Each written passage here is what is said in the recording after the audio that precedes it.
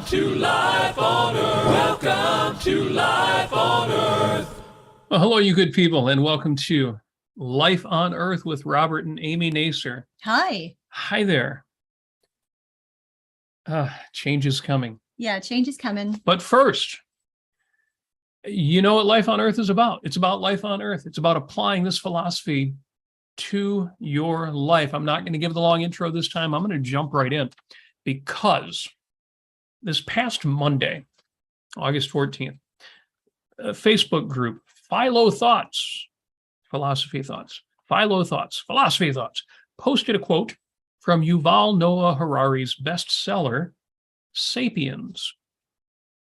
An overview of what? Human sapiens. Brilliant writer, I have a mixed reaction to, but if you pay attention to podcasts the way I do, you hear this name over and over again. He says all sorts of really smart things, but take this quote. The history of ethics is a sad tale of wonderful ideals that nobody can live up to. Most Christians did not imitate Christ.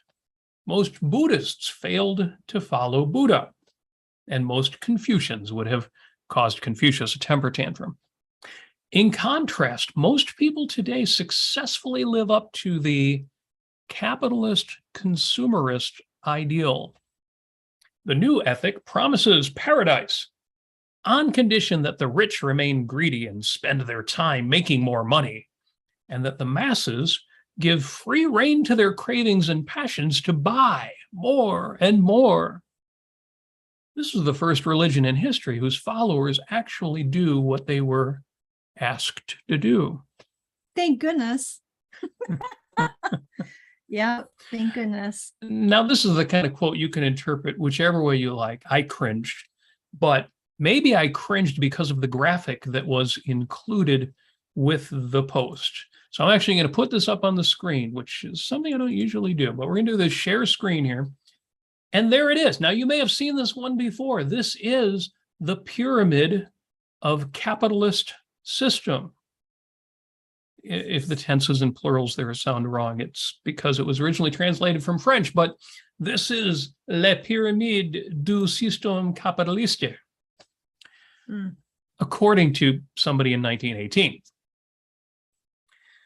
Description from Wikipedia reads, the picture shows a literal social pyramid or hierarchy. Now, if you're watching, I'm going to zoom in so you can actually see the charming pictures and read the captions. With the wealthy few on the top and the impoverished masses at the bottom, crowned with a money bag representing capitalism. You see that at the very top there, the money bag. Ah, so good. The top layer, we rule you. You see the captions there, we rule you, is occupied by the royalty and state leaders. Well, that almost is like capitalism, but not real capitalism. Anyway, continuing. Top layer, we rule you, occupied by the royalty and state leaders. Underneath them are the clergy, with the caption, we fool you, followed by the military, we shoot at you. And then the wealthy, the generous bourgeoisie, the middle wealthy, who say, we eat for you.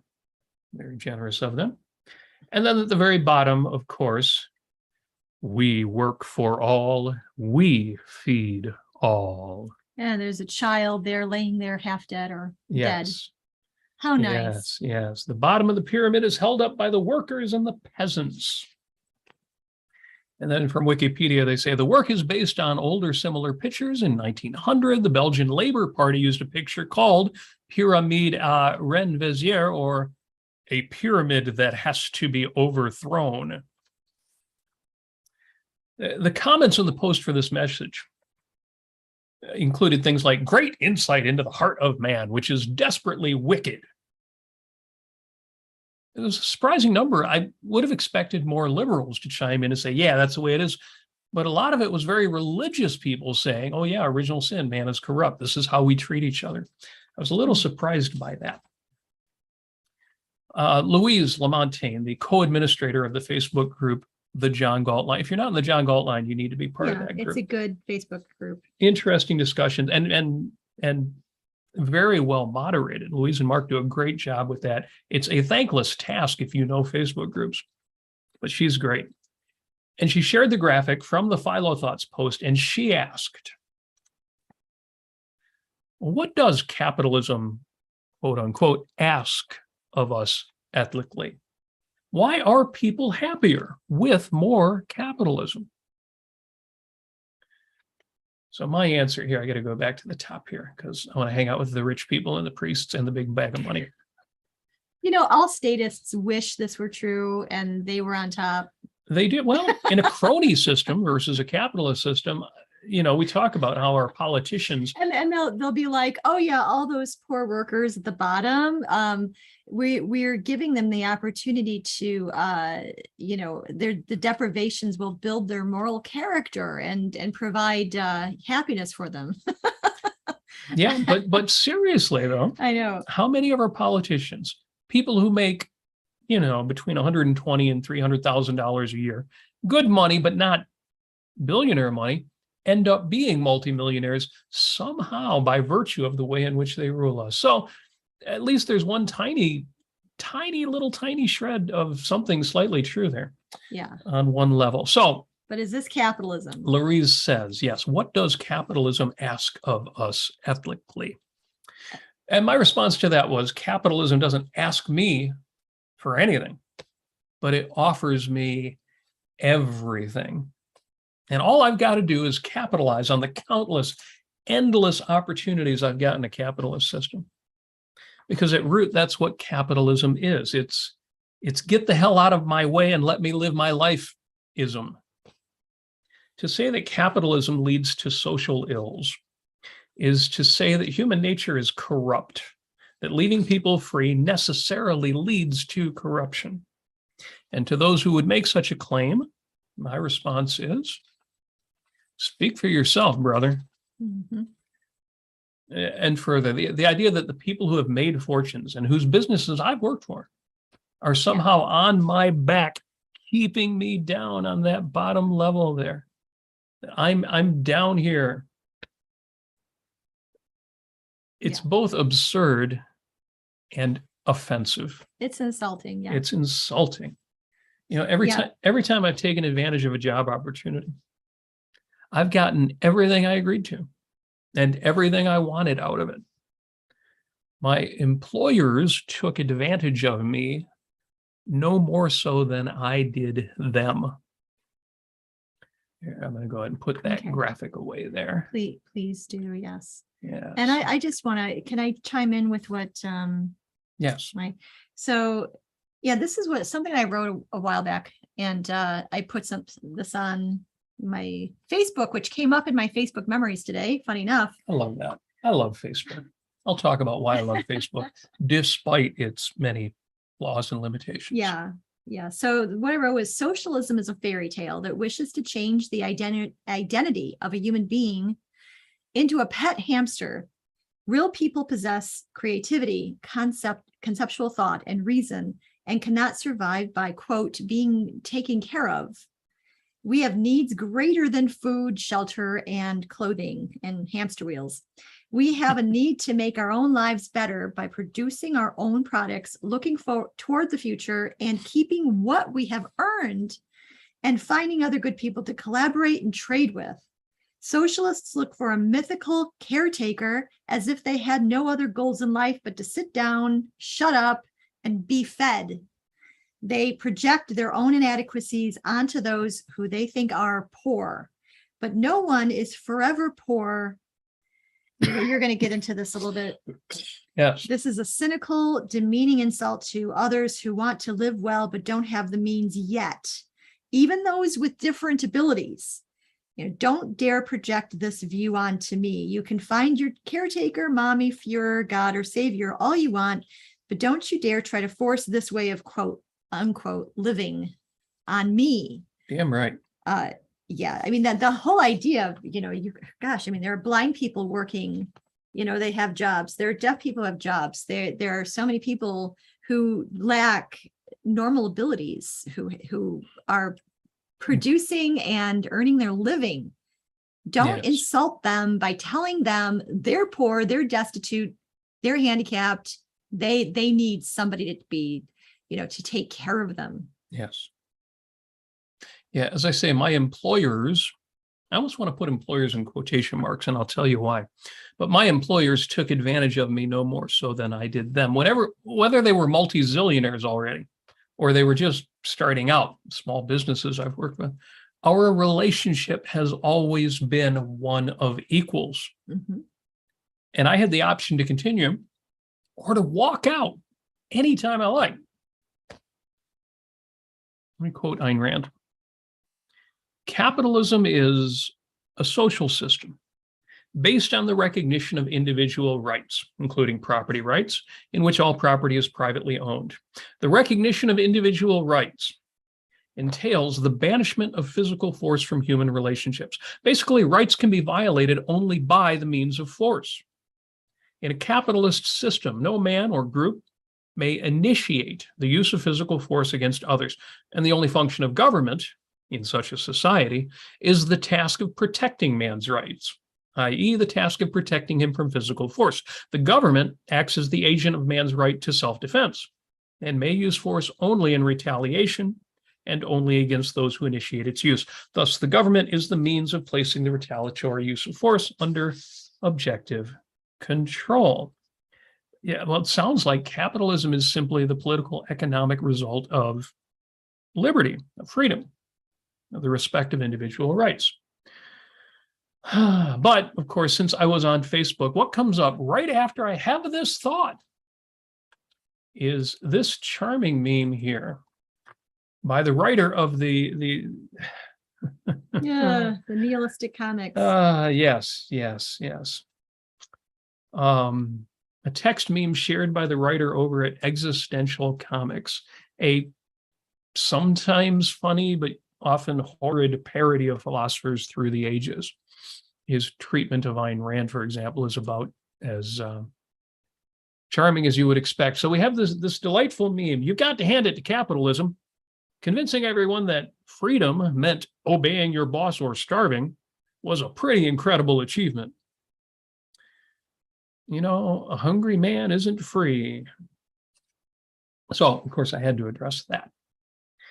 Since this horrid meme was just posted elsewhere along with some comments defending it based on intersectionality. Oh, well, that's the new version of the Let's- disadvantaged and the poor. let's tally our suffering. That's See right. who wins. I have prejudice working against me in 3 different domains. How many have you got? I have 4. You're just a woman. Yeah, because You I'm only a got woman. one, but you're white. I get extra. I You're get pretty white 10 anyway. plus. Yeah.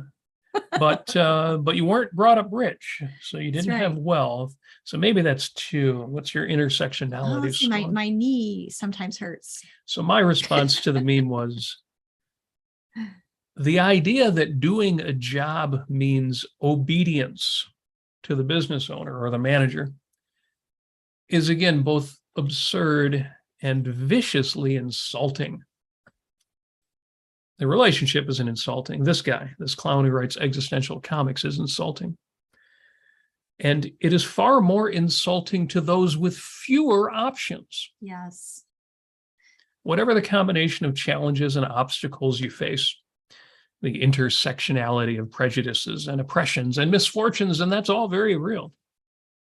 To view oneself as obeying anyone, short of the one institution with the legal right to force you to obey at the point of a gun, is inaccurate, inappropriate, and enormously disempowering. Yeah, right there. It's disempowering. And that's the main thing I'm going to talk about here.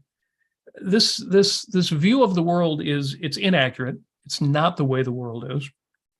It's insulting, but it's also extremely disempowering to tell people they are victims of the greatest economic system. And even people who hate capitalism will acknowledge that it is the greatest productive system in human history. It just saps all of the power that a person has, all of the motivation. Life is hard. And it's not fair. it's much, much harder for some of us than for others. Blaming political economic freedom for any of the consequent inequalities and indignities does nothing good and everything bad for one's philosophy, psychology, ambitions, opportunities, and for one's grip on reality and for your spirit. I mean, to try to disavow freedom of action is entirely, I mean, it completely stunts a person's growth. I mean, what are they thinking?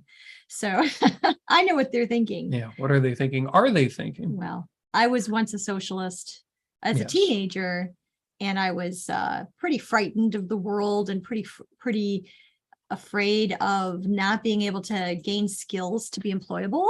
Yeah, well, that's a very good point. And I have to give a shout out to a 5-minute super fan, Narendra, Mhm. in India, because he replied to one of the earlier posts about this episode and said, yeah, I just don't know why people evade the obvious truth when it comes to political economic freedom. And I kind of had to answer back and say, no. People who believe this, yeah, some of them are lazy. Some of them are vicious. Some of them are stupid. But no, this is a war of ideas. People believe in socialism. They believe in collectivism. They believe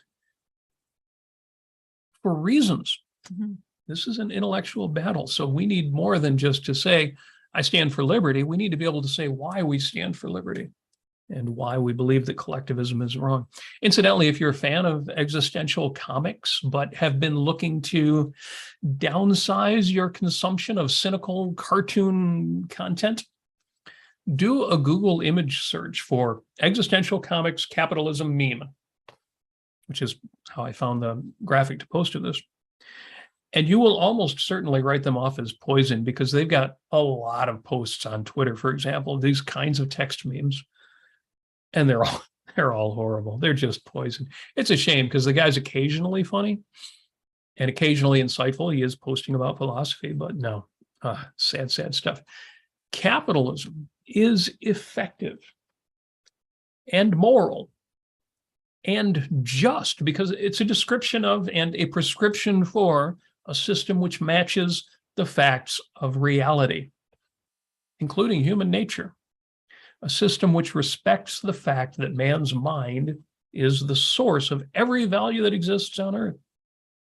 And ensuring his freedom to act accordingly is the legitimate purpose of defining a social system and establishing a valid government. Laissez-faire indeed. Now, many have been quick to correct me. Well, what we have today isn't capitalism. I know Yaron says that a lot when he talks about capitalism. And it's true, and it does need to be pointed out. But we don't want to lose the point, the thread, which is to the degree that we have political economic freedom, we have success. To the degree that we are restricted and regulated and taxed and stopped from doing what our own best judgment says, to that extent, we don't have success. We don't have political economic freedom. We don't have a working economy. We don't have values. Just imagine what the world would be like if we had true political economic freedom. That got raised in the earlier thread. What would it be like if we did have capitalism? Just take the technological marvels of the modern age and multiply them 1,000-fold. I mean, and forget about the regulations and all the obstacles and all the injustice. Just think for yourself, get a group of people and have them actually believe in themselves, being confident in themselves and their abilities, and having a benevolent view of life, and see what they can actually do. I mean, living, the culture today is so bogged down in malevolence and cynicism and just shrugging your shoulders and saying, who am I to do whatever? Such a lack of confidence. Just imagine the kind of culture you would have that would spring out of that economic freedom and obviously the philosophy of objectivism. Exactly right. You could multiply everything that you see around you, and not just high technology and cell phones and televisions and computers, but things as simple as building materials that make the world around you possible. Miracles, think of the miracles that never happened, the creations, the medical breakthroughs throttled by regulations, business success squashed by taxes, fees, restrictions, mandates. Add in the countless people who were never allowed to enter a field, or who gave up before they started, knowing what punishment they'd face along the way from the bureaucrats and the egalitarians and the do-gooders and the cronies, the eternally outraged and the maliciously envious. Mm-hmm. A sizable percentage of the world right now in 2022 still lacks safe water and sanitation and electrical power and transportation, much less a working legal system, basics which we take for granted and make so much possible, but which are still foreign to the rest of the world, to much of the world. As magnificent as the modern world is, and for that I am endlessly grateful to my fellow producers, it's a mere shadow of what it could have and should have been.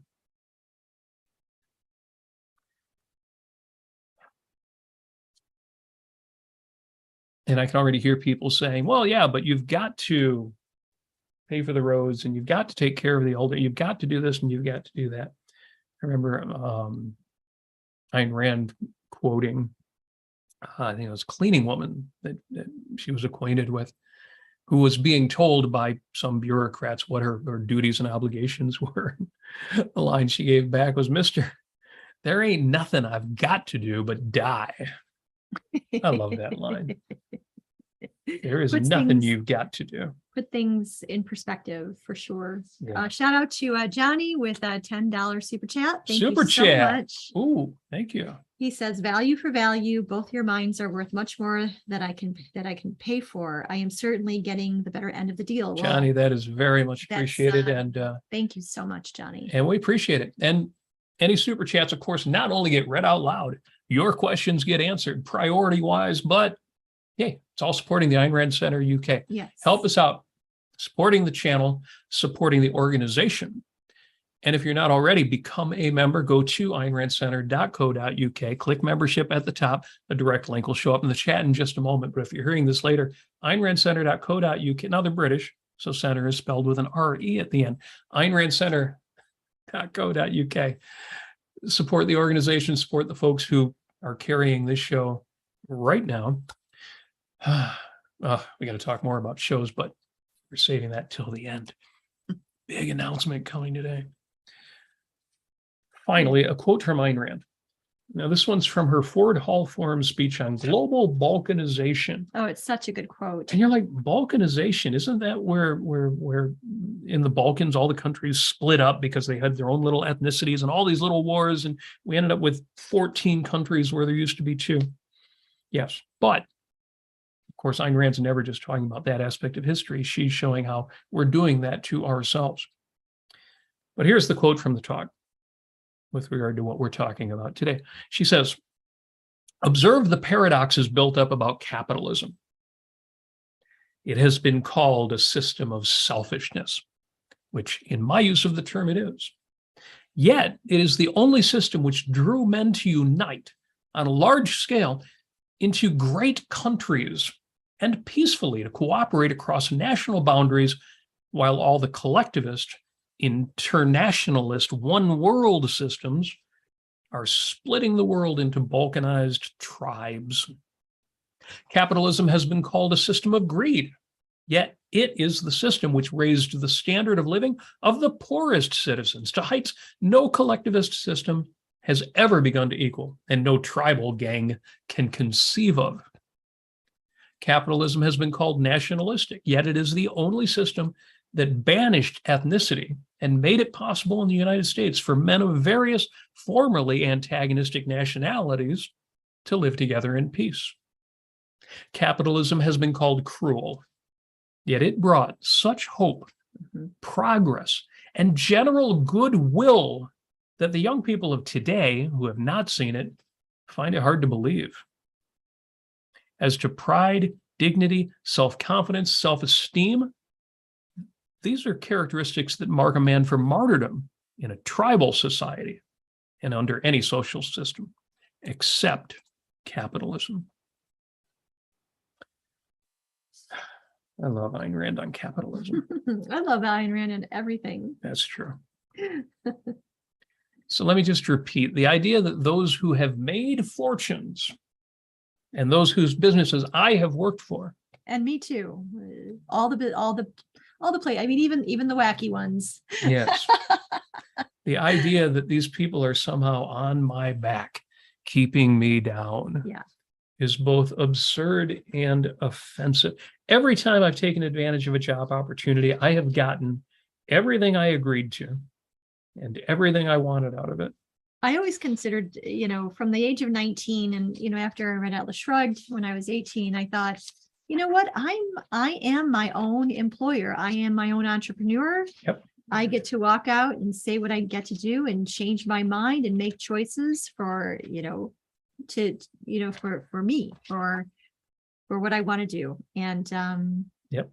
No one is putting a gun to my head. No one's on my back.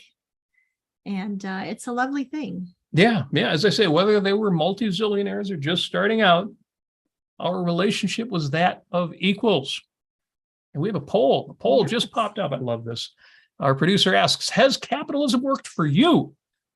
Tell us in the comments. But first, answer yes or no. Well, gee, has capitalism worked for me? Let me think. Oh, look, it says 100%. God, I love you people. You are the best. And E2R, equal to reality, has a super chat. Thank you very much for that. He says, wrong side of payday, but a token of appreciation. I think that's in regard to the size. Very generous, very much appreciated of any size. And thank you for that. I'm fond of saying, and you've heard me say this before, I'm going to sit up straight, get on a more stentorian voice. We are surrounded by miracles, not least of which is ourselves. If you listen to 5 Minutes with Robert and Amy Nasir on Sunday evenings, you've heard that one a lot. 6 p.m. Sunday. Eastern time. Yep. Go to robertnasir.com. robertnasir.com tells you everything you need to know, even though the website looks like it's about 20 years old. But it's all that's up to date. Going to be changing. But Amy's going to redesign it. Yes. Really.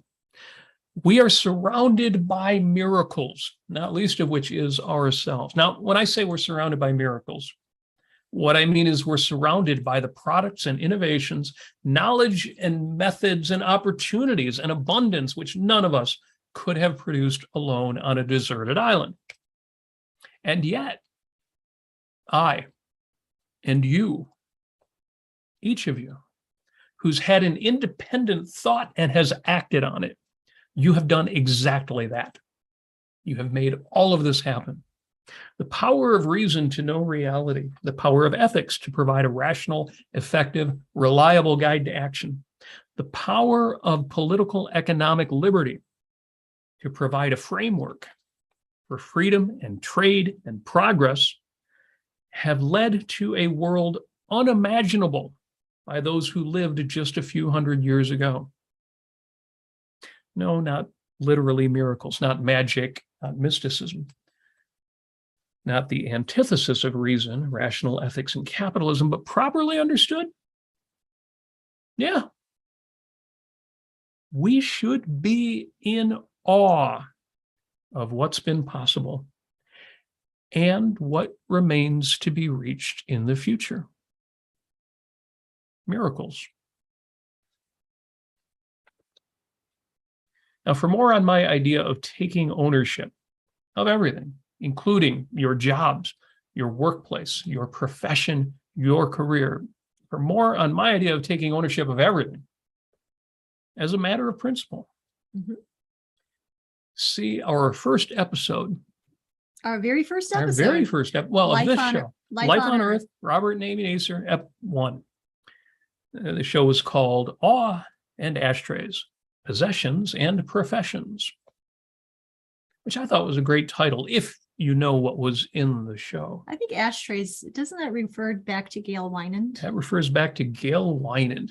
He's talking to Howard Rourke, and he's telling Howard, there's something about when I take possession of something, when I take ownership, I could pick up a dime store ashtray and put it in my pocket, and it becomes this special, this holy thing because it's mine. And he says that as a preamble, incidentally, to telling Howard Rourke, who's designing his new house. He says, and I've never wanted anything as much as I've wanted this house you're going to build for me. And yet at the same time, I don't feel that I'll ever really own it. It'll always be yours. And Howard Rourke says, well, of course, it's always going to be mine in that sense. But in another way, that house will be yours, and everything else you've ever stopped before and said yes to, that affirmation. Yeah. Reread the sequence in the book. I should have it in front of me since you brought it up. But it's exactly the point that we make in episode 1. And you need to apply that, well, as Howard Rourke says, to everything, but especially to your choices, including your choice of career. It's an interesting thing in America, and I'm sure other countries have their version of this. There are restrictions on a business in firing you. There are places where I worked where they had to have real documentation and 3 very specific warnings and all sorts of concrete stuff to prove that they had the right to fire me or anyone. I don't know if I've ever been fired. I think I was once. I forget what for. Downsizing. The point is, I've worked so many places where they couldn't get rid of me even if they wanted to, without at least jumping through some hoops and taking some time. But the interesting thing is that in any given moment on any particular job I've had, I've always been able to walk off the job and just leave them hanging. Yeah. With no notice whatsoever. The power has always been mine. And if you're anything like me, and assuming you don't work for the military or some unusual circumstance, that power is yours wherever you're working right now, any day you want. Now, of course, some people are responding. A hungry man is not free. If I leave my job, it will ruin my resume, it'll ruin my reputation, and I won't get a paycheck the following week. And I understand all of that. That's part of the reason why you should follow my financial advice. Things like always have a rainy day fund, always know that if you walked off your job, you'd be good for a month or two, blah, blah, blah. Point is, you have never been chained to your job, not the way that you are chained, for example, to taxes and regulations. There's only one institution in this country and in most countries that has a legalized monopoly on the use of physical force, and that's the government. You get to walk off any job you want. Might not be good for your career trajectory, but just knowing that all of the power is in your hands. Jennifer says, but I am chained to reality. Yeah, I know that feeling. Man, the older I get, the more I think, reality, what's up with that? And especially mortality. You call that an intelligent design? But seriously, folks, again, I'm just reminding you that every job is a choice. Yes. And a voluntary agreement. Yes. Of equals for every company I've ever worked for, from the fast food days when I was a line guy at a taco joint. Incidentally, you Twitter followers, when I say cheese goes on the top of the top, well, tomatoes, but cheese doesn't go on the meat. I got a lot of people saying, you put the cheese on the meat and that melts the cheese. I like melted cheese. On a taco, it's not that important. When you bite into a taco, you actually want the cheese to be cold. You want that nose feel before the mouth feel. Trust me on this one. You need to have crispy cold lettuce underneath the cheese. Yes. Yes. Keep that cheese cold. That's right. That's right. I love melted cheese, but not on a taco. Not okay. Maybe that one's a little bit subjective, but what isn't subjective, good managers or good salespeople, if any of you have ever worked in sales or account management, they talk about firing bad customers. For some of you, that might be if you've never heard the expression "fire a customer" I've before. known people, freelancers, who do this all the time, or they should. You've got to be willing to do it. Letting go of customers or clients whose business isn't worth keeping, due to the exchange being a net loss or just because of a difficulty with the customer, aggravation, they're not worth dealing with, or for other reasons. Fire the customer.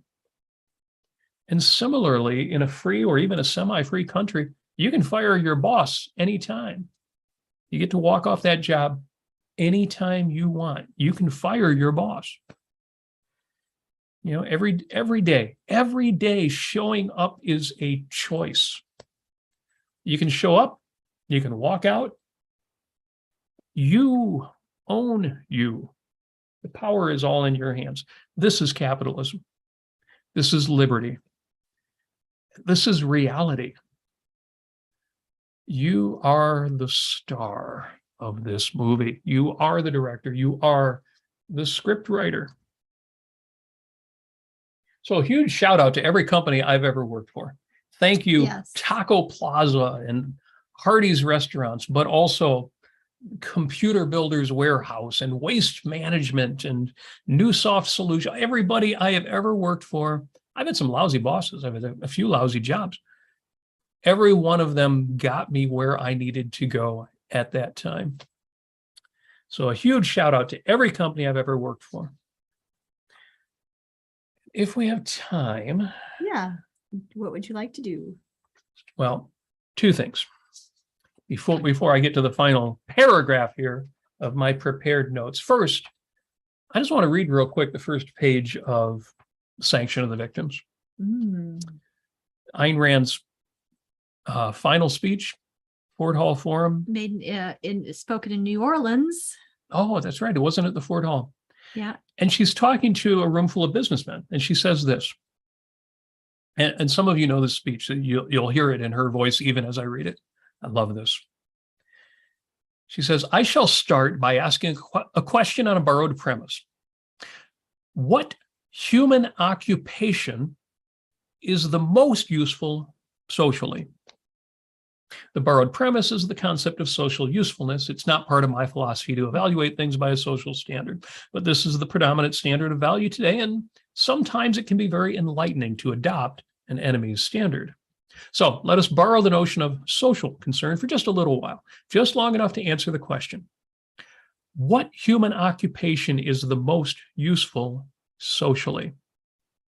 Since man's basic tool of survival is his mind, the most crucially important occupation is the discovery of knowledge, i.e., the occupation of scientists. But scientists are not concerned with society, with social issues or other men. Scientists are essentially loners. They pursue knowledge for the sake of knowledge. A great many scientific and technological facts were known before the Industrial Revolution, but did not affect human existence. The steam engine, for instance, was known in ancient Greece.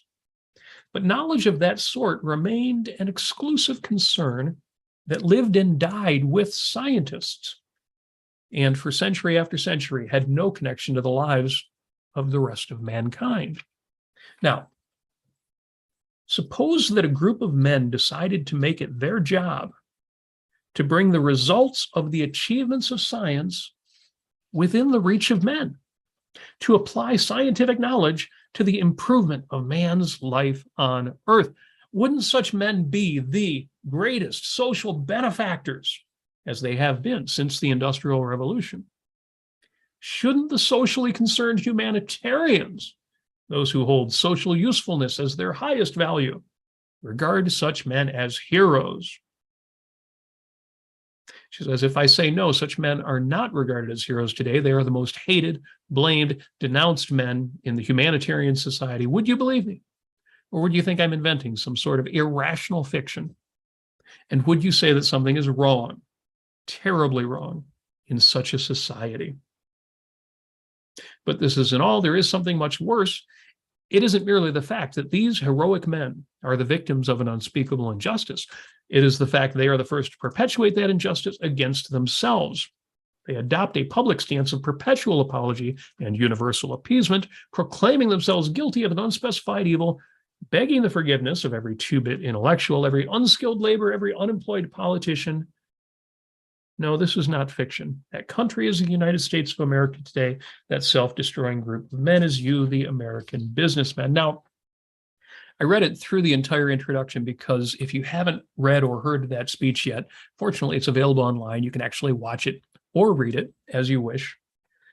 It's so important and so good. But the opening sequence there, the fact that the American businessman is the man who takes ideas, inventions, the innovations of science, and brings them to us.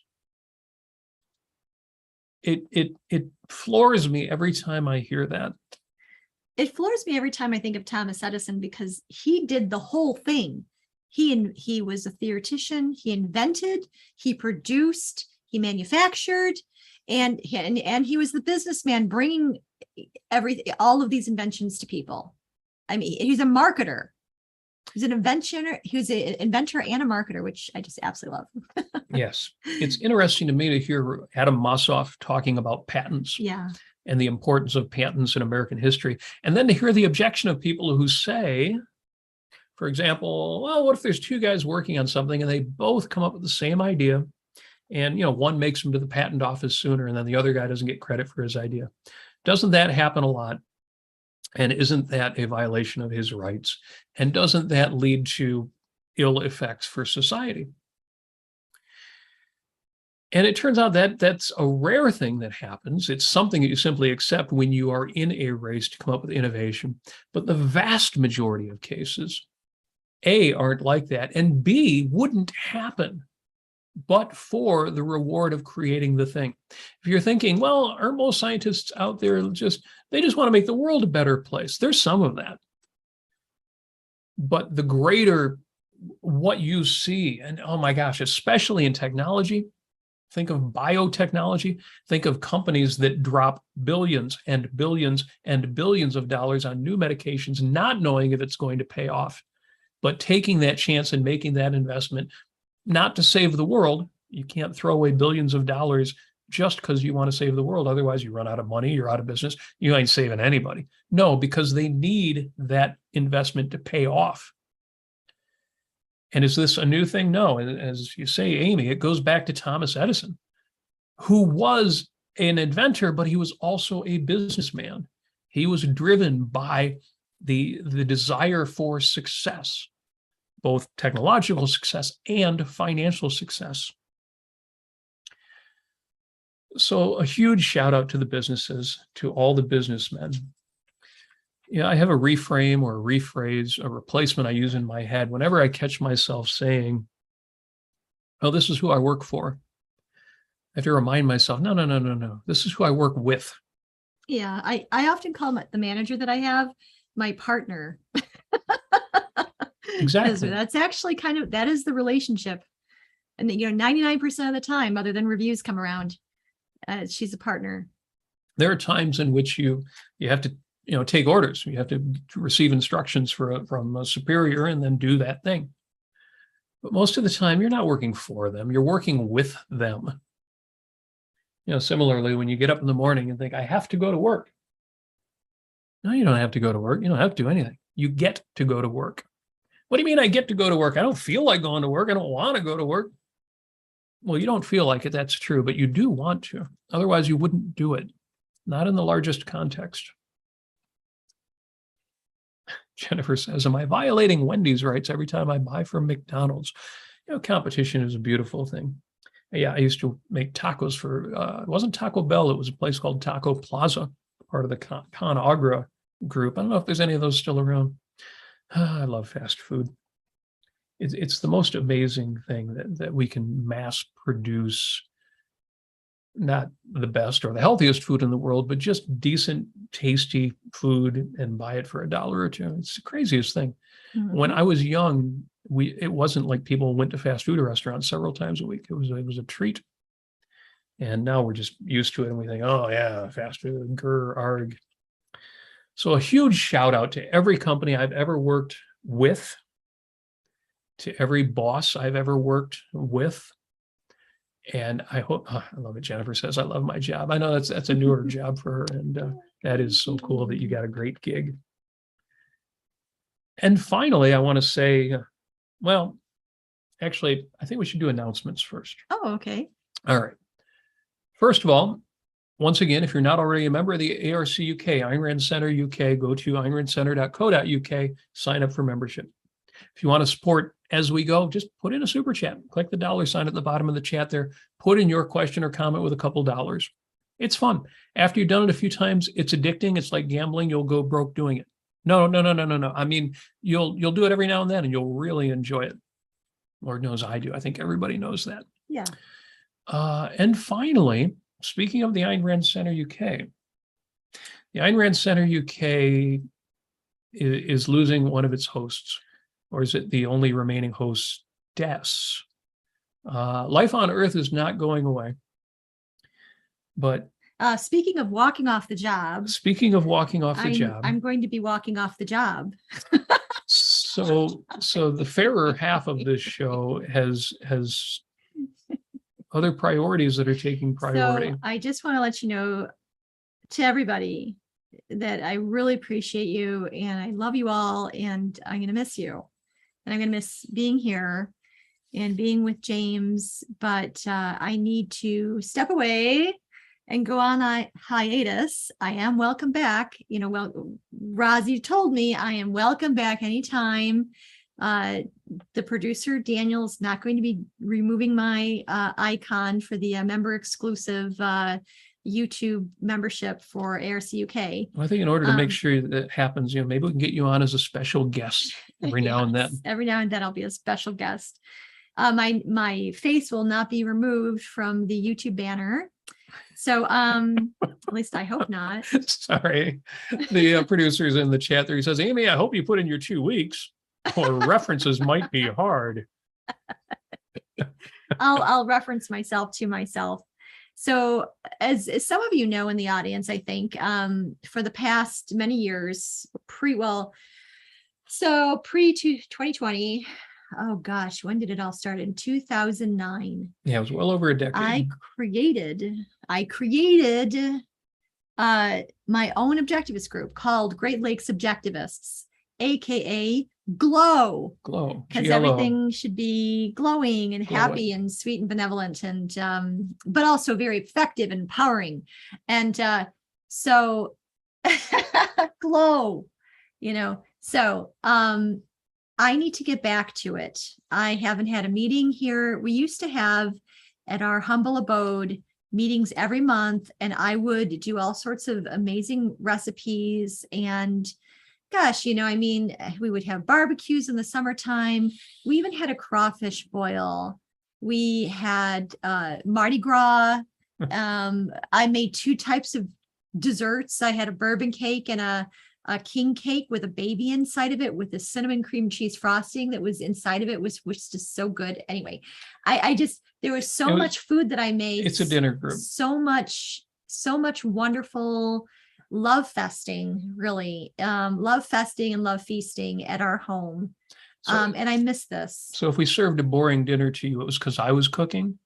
But if there was a holiday or any kind of special, Amy can make holidays. When Amy cooks, it's a feast.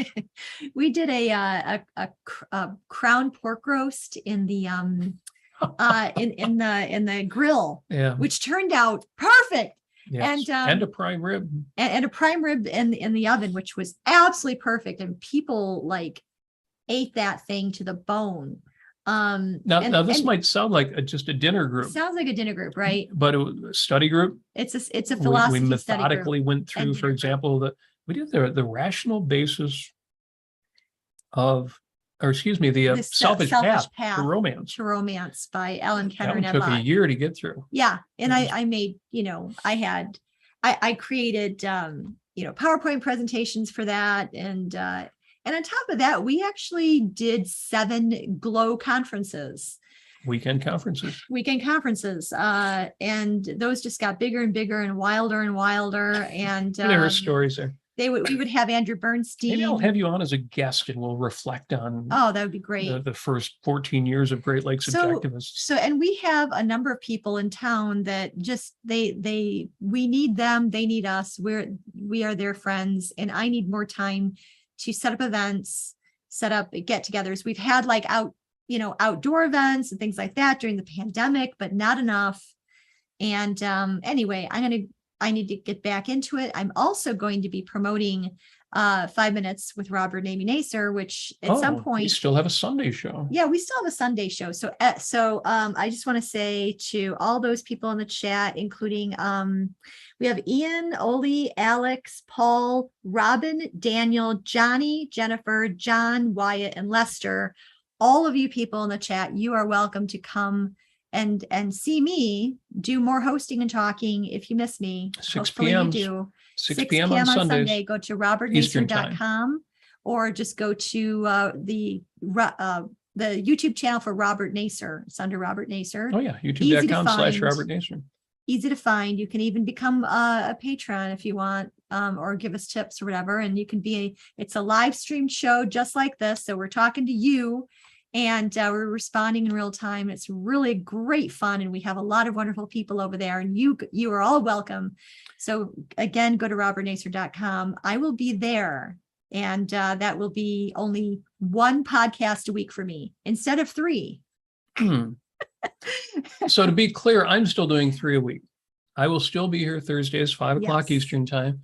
Robert will be here. But all by my lonesome. So half the audience will go away because. Robert will have Charlie Opossum. Oh, well, in that And- case. And you'll have Mr. Buddy Pants. Well, thank you, dear. Thank you for that. No, I will be ramping things up to make them both more studious and more exciting. That's coming too. But enough about me. You'll see in a week what the new version of the show looks like. But we are saying I'm so glad we had this time together, Carol I'm Burnett so kind of goodbye. glad this time together. Yes. So And again, I'll miss you. I'll still be doing 3 shows a week. You'll still see me here 5 p.m. Eastern time, 10 o'clock in the UK. We may reconsider that. We could make it earlier now because I know part of the reason for doing 5 o'clock was you work until 5 o'clock, day job kind of thing. Yeah, but then I started 3 o'clock, even though I was working. Yeah, so we'll see tomorrow, about that. but Yeah, We'll see you about have that. flexibility. Either way, you'll still see me 3 shows, Thursday Life on Earth, Friday Peak Off Fridays with James Valiant. And then both of us, the 2 of us on Sunday, 6 p.m. Yes. on our own little channel there. So with that important announcement out there, public, you know what to expect. I want to say one more thing. I said thank you to my bosses. Thank you to the companies. I want to say thank you to you. And I mean each of you right now, whoever is watching or listening. If you're listening after the fact, that's great too. Whoever is trading your invaluable time and attention for a little bit of fun, a few insights, a little bit of wisdom, and maybe a little bit of inspiration. Mhm. I want to say thank you. And as always, I want to wish you an outstanding life on Earth. Mwah.